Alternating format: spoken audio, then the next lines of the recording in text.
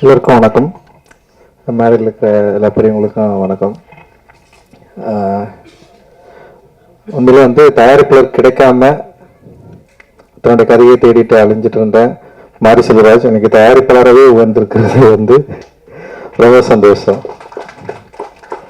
And எந்த கதையெல்லாம் தயாரிக்க முடியாது, தயாரிப்பு இல்லை தயாரிப்பாளர் கிடைக்க மாட்டாங்கன்னு சொல்லிட்டு பயந்திருந்த சூழலில் பெரியவரும் பெருமாள் அப்படின்ற ஒரு கதையோட அடர்த்தியோட தன்னுடைய படைப்பை இந்த சமூகத்துக்கு கொடுத்து அந்த வீட்டிலிருந்து தொடங்கிய இன்னைக்கு வாழைன்னு சொல்லிட்டு தன்னுடைய என்ன சொல்ல தனக்கு விருப்பமான ஒரு சினிமாவை எந்த காம்ப்ரமைஸும் இல்லாமல் எடுத்துருப்பான் அப்படின்னு நான் நம்புகிறேன். நான் தனக்கு விருப்பமான ஒரு சினிமாவை எடுப்பதற்கு உந்துதலாக இருந்த விஜய் டிவிக்கு ஹாட் ஸ்டார்க்கு என்னுடைய மிகப்பெரிய நன்றியை நான் தெரிவிச்சுக்கிறேன். அண்ட் ரொம்ப முக்கியமான விஷயமா நான் பார்க்குறேன். இந்த மாதிரியான படைப்புகளுக்கு தயாரிப்புகள் கிடைக்கிறது ரொம்ப கஷ்டம். படம் எடுத்துட்டா படம் வாங்குறதும் ரொம்ப கஷ்டம். இன்னைக்கு வாங்குறதுக்கு பெருசாக யாருமே இல்லை. ஏன்னா ஓடிடி பிளாட்ஃபார்ம்ஸ் ஓப்பன் ஆன உடனே சின்ன படங்களுக்கு நிறைய மரியாதை இருந்தது. சின்ன படங்களை ரொம்ப கவனிச்சாங்க, சின்ன படங்களை வாங்க விரும்பினாங்க. கண்டென்ட் ஓரியன்ட் மூவி வாங்குறதுல ஒரு போட்டி இருந்தது. இன்னைக்கு அப்படிலாம் இல்லை. கண்டென்ட்டாகவே தூக்கி வைக்கிற இடத்துக்கு போயிட்டாங்க. எல்லா பெரிய நிறுவனங்களுமே அப்படி ஒரு சூழலுக்கு வந்துட்டாங்க. சின்ன படங்களை விற்கிறது ஒரு பெரிய சவால் இருக்கு. தயாரிப்பாளர்களுக்கு ரொம்ப மோசமான ஒரு காலகட்டமா இது நிகழ்ந்துட்டு இருக்கு. ஸோ இது எப்படி மாறும்னு தெரியல. ஆனால் அந்த வகையில் மாரி செல்வராஜ் தப்பிச்சிட்டான்னு நினைக்கிறேன். இந்த படத்தை ஹாட் ஸ்டாரே தயாரிச்சதுனால அந்த டிஜிட்டல் விற்கிறதுல அவனுக்கு எந்த பிரச்சனையும் இல்லாமல் போயிடுச்சு. ஸோ டிவி ரைட்ஸும் ஈஸியாக விட்டுருவான் அப்படின்னு நான் நினைக்கிறேன்.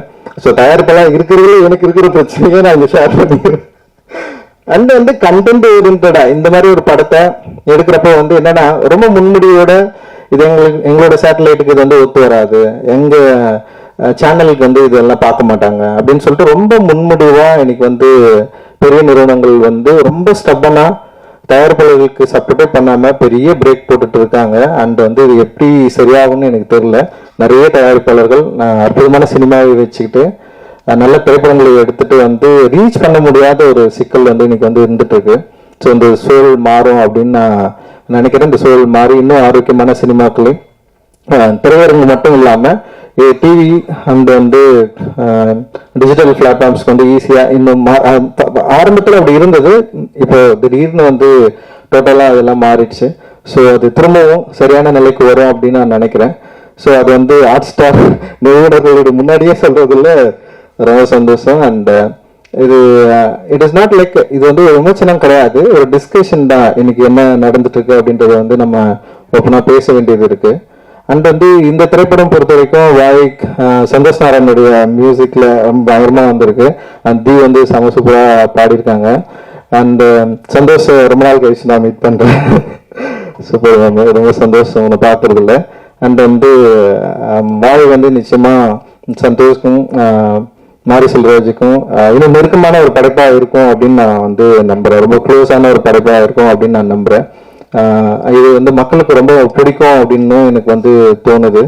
பிகாஸ் ஆஃப் லைக் சொல்றது வாழ்க்கையில சில பேர் முன்முடியோட இருக்கிறாங்க. சில பேரோட வாழ்க்கையில சில விஷயங்கள் இப்படிதான் இருக்கும் அப்படின்னு சொல்லிட்டு அது அப்படி இல்லை. ஆக்சுவலி எல்லாரோட வாழ்க்கையிலும் பல சுவாரஸ்யமான சம்பவங்கள் இருக்கு, உணர்வு வச்சுக்கூடிய சம்பவங்கள் இருக்கு. அதை படைப்பாக்குறப்போ கதையாக்குறப்போ அது ஆடியன்ஸ் அதை கனெக்ட் பண்ணிக்கிறப்போ ஒரு பேரனுபவம் நிகழ்றதுக்கான வாய்ப்பை திரையரங்குகள் தான் நமக்கு எப்பவுமே உருவாக்கி கொடுத்துருக்கு. ஏன்னா லிமிடேஷன்ஸ் சமூகத்தில் இருக்கு, லிமிடேஷன் பெரிய நிறுவனங்கள் கிட்ட இருக்கு. ஆனா திரையரங்கு போற வரைக்கும் டிஸ்ட்ரிபியூட்டர்ஸ் கிட்டமே அந்த லிமிடேஷன்ஸ் இருக்கு. ஆனா ஆடியன்ஸ் கிட்ட அந்த லிமிடேஷன் இல்லைன்னு நான் நினைக்கிறேன். ஆடியன்ஸ் டெஃபினட்டா அவங்க எங்களோட படைப்புகளை அக்செப்ட் பண்ணலன்னா இவ்வளவு தூரம் நாங்க யாருமே வந்திருக்க முடியாது. அவங்க சரியான படைப்புகளை பயங்கரமா அங்கீகாரம் கொடுத்துருக்காங்க. அதனாலதான் ஒரு சின்ன படம் எடுத்தாலும் கூட கோவங்கள் இயக்குனர் இந்த மேடையில உட்காந்துருக்காரு. அந்த அவருக்கு பெரிய அங்கீகாரம் உலக அளவில் கிடைச்சாலுமே அவருக்கு சரியான மரியாதை தமிழ் சமூகத்துல கொடுக்கப்பட்டிருக்கு. இங்க திரை உலகத்துல அவருக்கு கொடுக்கப்பட்டிருக்கு அப்படின்றது ரொம்ப முக்கியமானதா நான் பாக்குறேன். அண்ட் மாரி செல்வராஜோடைய வளர்ச்சியில ராம் சார் ரொம்ப ரொம்ப முக்கியமானவரா அவன் அடிக்கடி சொல்லியிருக்கான், நானும் பார்த்துருக்கேன். அண்ட் அவருடைய அக்கறை, அவனை உருவாக்கிய விதம், அவனை உருவாக்குவதற்கு அவர் கொடுத்த புத்தகங்கள் அப்படின்றது ரொம்ப முக்கியமானதா நான் பார்க்குறேன். ஸோ ஒரு புத்தகம், அப்புறம் சரியான ஆசிரியர், இருந்தால் ஒரு நல்ல மாணவன் உருவாவதற்கு மாரி செல்வராஜ் வந்து ஒரு நல்ல உதாரணம். ஸோ அவர் வந்து தொடர்ந்து நிறைய திரைப்படங்களை அந்த சமூகத்துக்கு பலனளிக்கக்கூடிய திரைப்படங்களை எடுக்கணும் அப்படின்றது வந்து என்னுடைய விருப்பம். அந்த நானும் மாரி செல்வம் கூட சேர்ந்து இப்போ பைசன் சொல்லிட்டு ஒரு படம் பண்ணிருக்கோம். அதுவும் ரொம்ப இன்ட்ரெஸ்டிங்காக வந்துருக்கு. அண்ட் அதுவுமே வந்து ரொம்ப முக்கியமான திரைப்படமாக மாறத்துக்கான எல்லா வாய்ப்புகளும் இருக்கு.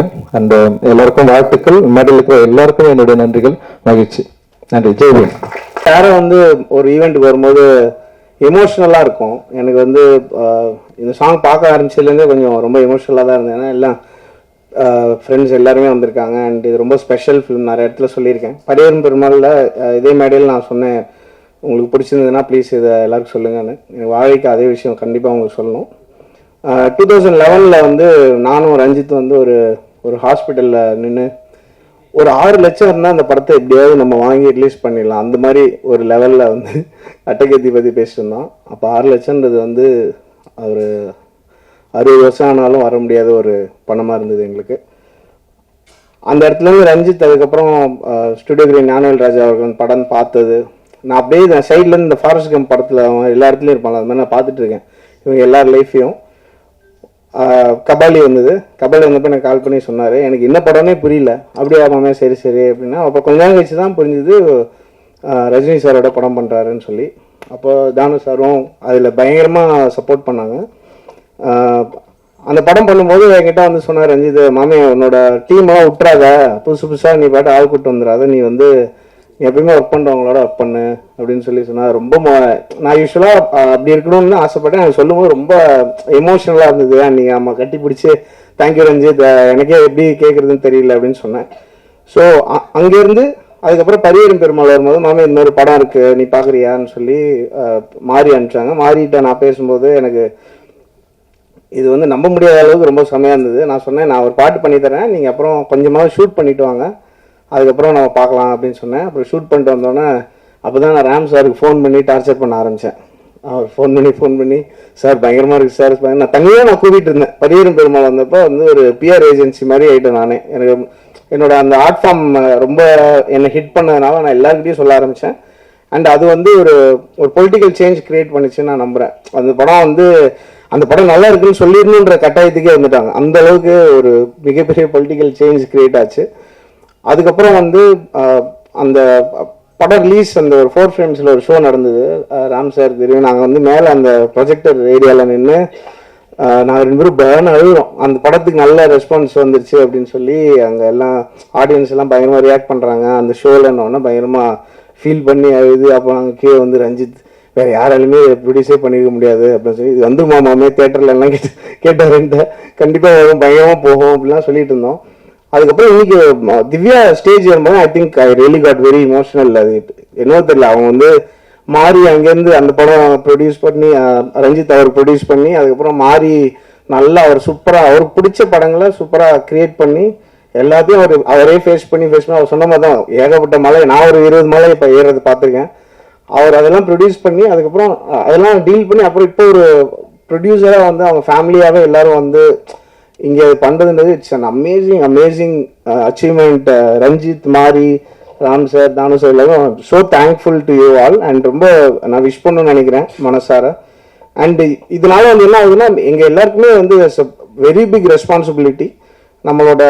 நம்ம சொல்கிற விஷயங்களை வந்து நிறைய பேருக்கு ரீச் பண்ணக்கூடிய ஒரு மிகப்பெரிய பவர் இருக்குது. ரொம்ப நாள் முன்னாடி கொஞ்ச நாள் முன்னாடி கூட அது சுத்தமாக இல்லாமல் இருந்தது. ஸோ அது எல்லாருமே வந்து அதை ரெஸ்பான்சிபிளாக நாங்கள் யூஸ் பண்ணி I think we can take art form forward. உங்களுக்கு ரொம்ப பிடிச்ச படைப்புகள் வந்து கொடுக்கலாம் அப்படின்னு நான் நம்புகிறேன். வாழை வந்து நான் பரியரும் பெருமாள் சொன்னது தான் சொல்லணும்னு ஆசைப்பட்றேன். I was blown away by the film. எனக்கு வந்து தமிழில் டாப் 5 மூவிஸ் ஆஃப் ஆல் டைமில் வாழை டெஃபினெட்லாக எனக்கு பர்சனலி எனக்கு இருக்கும். அது உங்களுக்கும் அப்படி ஃபீல் ஆச்சுன்னா தயவு செஞ்சு நிறைய பேருக்கு பேசுங்க. இது வந்து திருப்பியும் ஃபர்ஸ்ட் படம் தான். எங்களை மாதிரி ஃபில்ம் மேக்கர்ஸ் டெக்னீஷியன்ஸ்க்கு வந்து எல்லா படமும் ஃபர்ஸ்ட் படம் தான். எந்த படத்தில் வேணால் டோட்டலாக அவுட் ஆகலாம். ஸோ நீங்கள் தயவு செஞ்சு உங்களுக்கு பிடிச்சிருந்ததுன்னா பயங்கரமாக ஸ்ப்ரெட் பண்ணுங்கள் இந்த உங்களுக்கு எந்த அளவுக்கு பிடிச்சிருந்தது. அண்ட் ரொம்ப தேங்க்ஸ். 50 படம் வந்து ரிலீஸ் ஆகிருக்கு. I am so happy that this is the first stage. எனக்கு இந்த 50 ஃபிலிம்ஸ்க்கு அப்புறம் கிடச்சிருக்கிற first stage. I am so grateful உங்கள் முன்னாடி இது நடக்குது. And thank you all for support. நான் முதல்ல எங்கேயுமே வரமாட்டேன். அப்போ வந்து ஆடியோ லஞ்ச் பேண்ட்டாவது போட்டு வாங்கன்னு சொல்ல லெவலில் இருந்தது. ஸோ இப்போ 5 நிமிஷம் பேசுகிற அளவுக்கு டெவலப் பண்ணி விட்டுருக்கோம். சப்போர்ட் பண்ணதுக்கு ரொம்ப ரொம்ப நன்றி. தேங்க்யூ.